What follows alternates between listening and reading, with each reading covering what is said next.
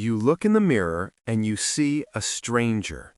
You are eating the same foods. You are exercising just as hard. Yet your body shape is changing in a way that defies the laws of calories. Your arms are getting thinner, but your midsection is expanding. Your face looks puffy, even though you are dehydrated. You feel exhausted, yet you jolt awake at 3 a.m. every single night. You are not imagining things, and you are not just getting older. You are witnessing a biological takeover. Your body is currently operating under a specific hormonal program designed for a crisis. This program is directed by cortisol. When cortisol is chronically elevated, it does not just make you feel stressed mentally, it physically reconstructs your body. It changes where you store fat, how you build muscle, and even the structure of your skin. This is what we call the cortisol phenotype. If you have been struggling to lose weight and nothing seems to work, it is likely because you are trying to burn fat in a body that is biochemically locked in storage mode.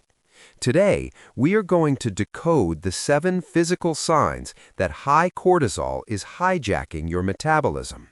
We will look at the biology behind the moon face, the buffalo hump, and the hard belly.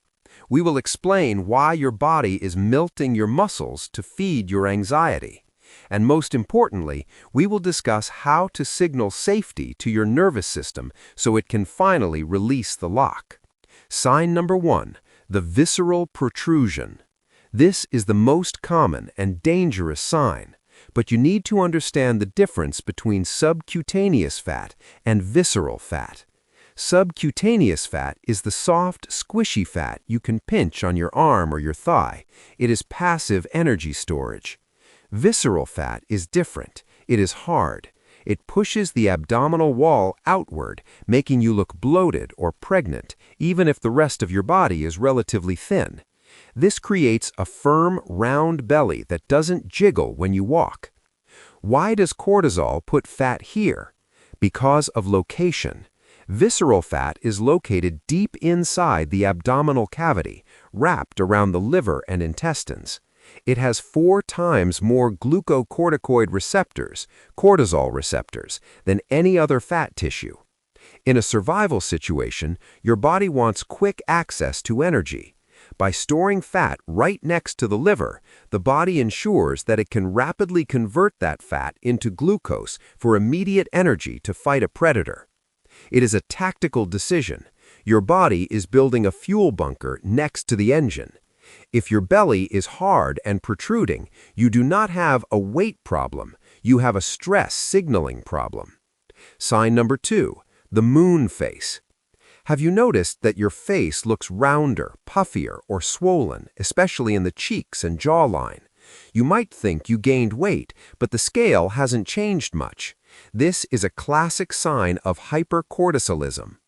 Cortisol is a hormone that belongs to a class called glucocorticoids, but it also has mineralocorticoid effects. This means it mimics the hormone aldosterone, which regulates sodium and water balance. When cortisol is high, it tells the kidneys to hold on to sodium. Where sodium goes, water follows. Your body begins to retain fluid, but not just anywhere. Due to the distribution of receptors, this fluid accumulation is prominent in the face and neck. You lose the definition of your jawline. You look inflamed. This is not fat that you can burn off on a treadmill. It is water retention driven by a hormonal imbalance.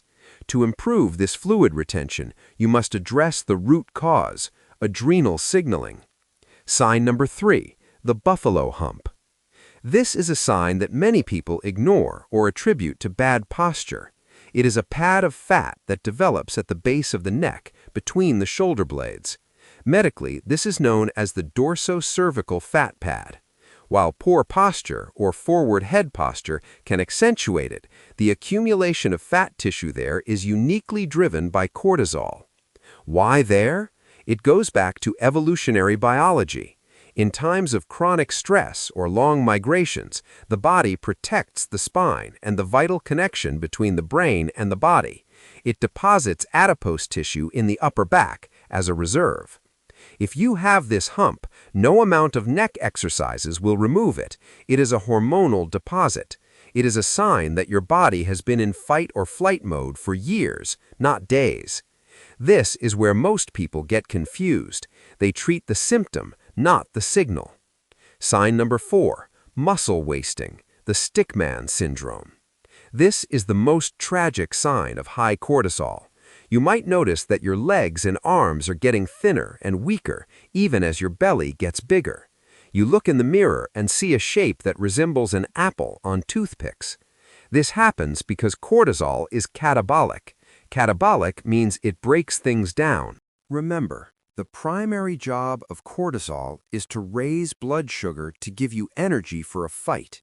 If you are not eating sugar, your body has to make it. How does it make sugar out of nothing? It steals protein from your muscles. It breaks down the amino acids in your quadriceps and biceps and sends them to the liver to be converted into glucose. This process is called gluconeogenesis. You are literally melting your own muscle tissue to fuel your stress.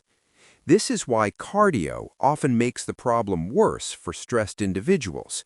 You are burning calories, but you are also raising cortisol, which accelerates muscle loss.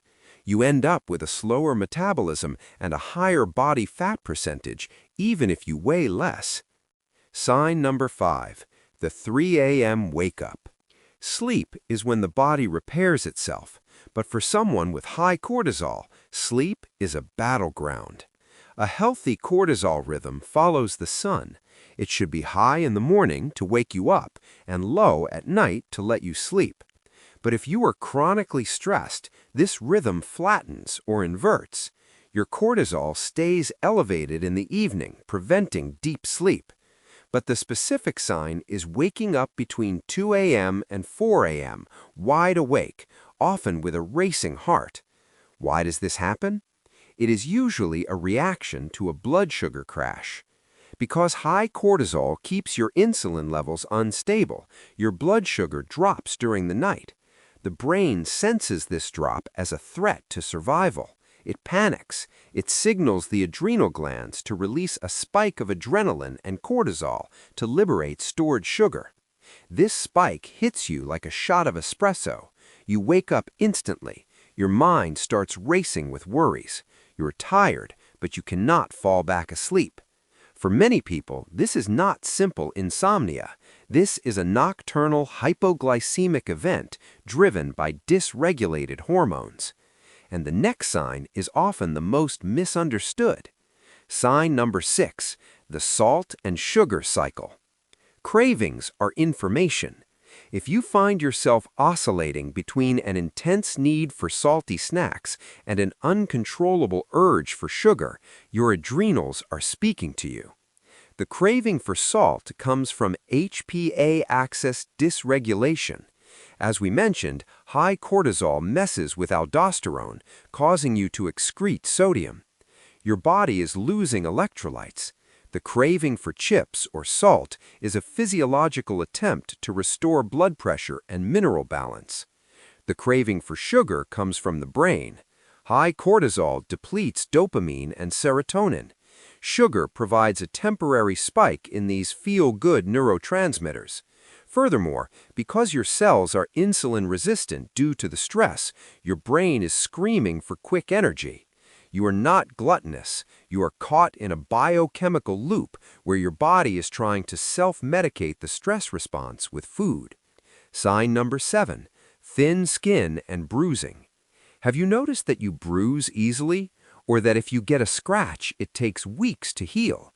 Or perhaps you're seeing purple stretch marks on your abdomen or thighs. This is a direct result of cortisol's attack on protein. Your skin is made of collagen. Collagen is a protein. Just as cortisol breaks down your muscles for energy, it also stops the production of collagen and breaks down the existing structure of your skin. Your skin literally becomes thinner. The blood vessels become fragile. This is why people with high cortisol often look older than they are. Their biological structure is being compromised because the body thinks it needs to direct all resources to immediate survival, not long-term maintenance like skin repair. The solution? Signaling safety. If you recognized yourself in these signs, do not panic. Panic only raises cortisol further. The important takeaway is this: your body is not broken. It is doing exactly what it was designed to do in a crisis. It is protecting your vital organs with fat. It is providing you with quick energy by breaking down muscle. It is keeping you awake to watch for predators. The problem is that there is no predator. There is only traffic, emails, and modern life. To unlock the belly fat, you must convince your body that the war is over. You cannot force this with a stricter diet. You cannot force this by running faster. You must flood the body with safety signals. This involves the mechanisms we have discussed in other contexts. First, prioritize slow, heavy resistance training. This sends an anabolic signal that tells the body, we need this muscle, do not burn it. It stops the muscle wasting. Second, engage in forward ambulation or walking. This uses the optical flow of images to quiet the amygdala in the brain. It lowers the threat detection system. Third, stabilize your blood sugar. By eating a diet high in protein and healthy fats and avoiding the sugar spikes, you prevent the nocturnal crashes that wake you up at 3 a.m. And finally, respect the recovery. Sleep is not a luxury. It is the only time your body can flush cortisol. When you start treating your body like a partner rather than an enemy, the signals change. The moon face drains away as sodium balance is restored. The hard belly softens as the liver stops hoarding energy. The muscle returns. The lock on your fat cells is not physical, it is chemical. Change the chemistry and you change the shape. Listen to the signs. They are not punishments, they are requests for a change of pace.